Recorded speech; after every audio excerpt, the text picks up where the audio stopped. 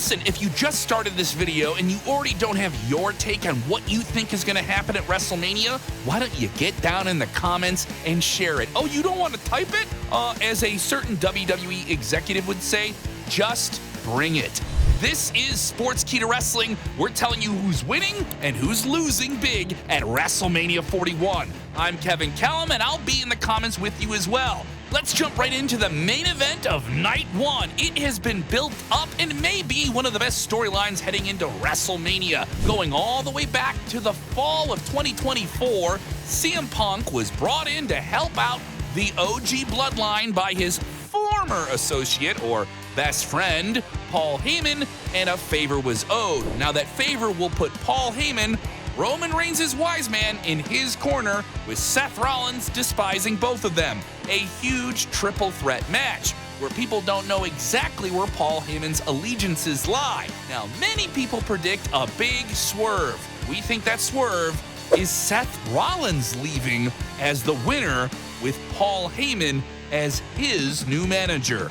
Yeah, betrayal on the grandest stage of them all. There's always Plan B, and how about that throwback moment on Monday Night Raw with the chair shot to the back? We went all the way back to 2014. Oh, I know all you Shield marks lost your mind over that. It has gotten very personal with some off-the-script comments that I witnessed live in Chicago on SmackDown between WWE Women's Champion Tiffany Stratton and the woman who wants to take that title from her and become, yet again, a Women's World Champion, Charlotte Flair. It got personal, very, very serious, and I think that will add a level of intrigue to this match, which previous to that moment didn't feel like it had the momentum. Now it feels like something is going on that's a lot more than just a championship belt.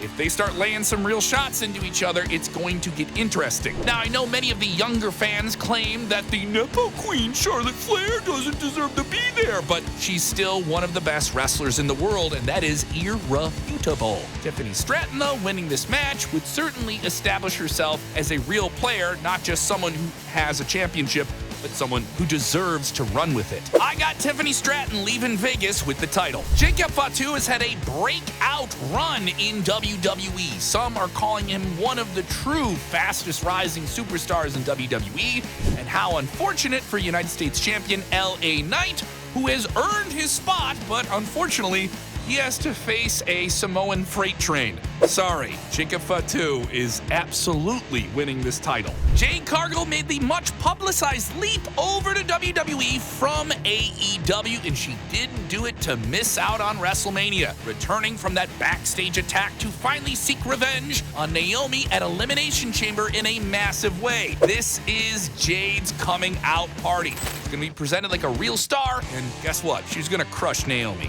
The World Tag Team Championships find their way into WrestleMania. The War Raiders, Eric and Ivar, take on the now villainous New Day, Kofi Kingston and Xavier Woods. And let me just say, if you want to have a wild WrestleMania surprise return, wouldn't this be the spot for Big E to return and show everyone that maybe he can return to the ring after an injured neck? Yeah, that would be a wild outcome. Now, if he doesn't show up, something makes me think the New Day cheat to leave Vegas with those titles. I may be revealing something. A masked wrestler is going to face the most famous and beloved masked wrestler in Rey Mysterio, and the other masked wrestler who's not Rey Mysterio is Chad Gable. I think El Grande Americano is Chad Gable, and I think El Grande Americano is getting his kicked by Rey Mysterio. In a match that has received a bunch of backlash online, but not in front of live audiences because they love to say yeet, and they love the man who says the yeet in Jey Uso, who won the Royal Rumble and got a huge live reaction. Yes, I'm sorry, people on the internet, you don't dictate reality. Reality is, fans love Jey Uso, and they want to see him defeat World Heavyweight Champion Ring General Gunther. Now, is that going to happen? If it does, it's not going to be easy for him. Jey Uso is going to have to go through hell and get chopped a whole lot. Something makes me think Jey Uso gives everyone a feel-good, yeeting moment to remember and becomes World Heavyweight Champion. Leaping over to Night 2 of WrestleMania, is Randy Orton still having a match? It seems like something's going to happen with Randy. Is it a full-fledged match? Does he get a segment? No matter what, someone's getting an RKO this weekend. The Intercontinental Championship is on the line in what can be a very chaotic four-way match. The champion Braun Breaker is going to spear somebody. Penta is going to be way over. Finn Balor and Dominic Mysterio will settle the score and maybe even end the Judgment Day as we know it. But who leaves with the belt? It's not going to be Braun Breaker. Something makes me think Finn Balor surprises everyone and leaves Sin City as the new IC champion. We made a video on this same channel about how Drew McIntyre has really not gotten what he deserves, and maybe even Damian Priest hasn't gotten what he deserves, but they got each other and they got a Sin City street fight. Something makes me think that this can be the sleeper match that steals the weekend.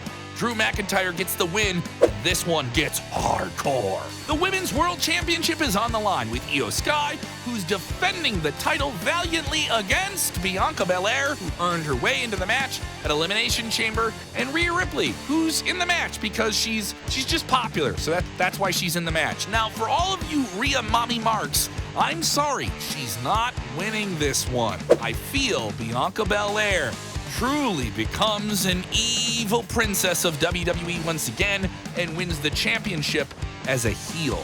The Women's World Tag Team titles are on the line with Liv Morgan and Raquel Rodriguez defending against Bayley and Lyra Valkyria. Now, let's give them a feel-good win. Bayley and Lyra winning the titles, that could be interesting. Sure, why not? Logan Paul, as an outsider celebrity, has already proven that he can step up and deliver in big match situations if he's not going to be wrestling all the time. He loves it, and he's going to eat up the WrestleMania landscape once again, but he's going to do it with AJ Styles. Could he finally have a match that makes people stop saying he shouldn't be there, and he proves that he should be there? No matter what, AJ Styles needs this win more than him, but what role is Karrion Kross, the devil on his shoulder, going to play since he's been a part of this entire thing? Karrion Kross's hometown, he's going to do something. Something makes me think Logan Paul, though, leaves Las Vegas with the win. Gives AJ Styles something to chase. Oh, look at you. Did you fast forward to this part of the video because you just can't wait until you find out who's going to win the big WWE Championship match? Is John Cena going to win his 17th world title and break the Nature Boy Ric Flair's record? It is something they're talking about, and let's get into it. Cody Rhodes, the fighting valiant champion, the good guy versus the bad guy, John Cena. Yes, some of us are still processing that reality. Some have claimed that this has cooled off since Elimination Chamber. Maybe because they're fickle and they just can't pay attention for a very long time without fantasy booking something every 48 hours. But no matter what, WWE has people talking and they have people invested. No one will be quiet when this match goes on to close out the weekend.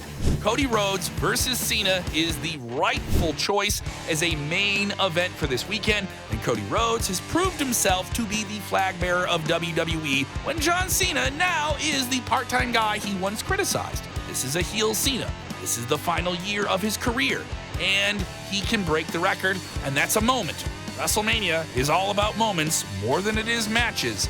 And John Cena turning heel with maybe The Rock showing up, who we haven't seen since, Elimination Chamber. Yeah, that's all going to factor in here. But Cena versus Cody Rhodes is truly a test for John Cena to prove that he can deliver big match performances one-on-one once again before he hangs it up.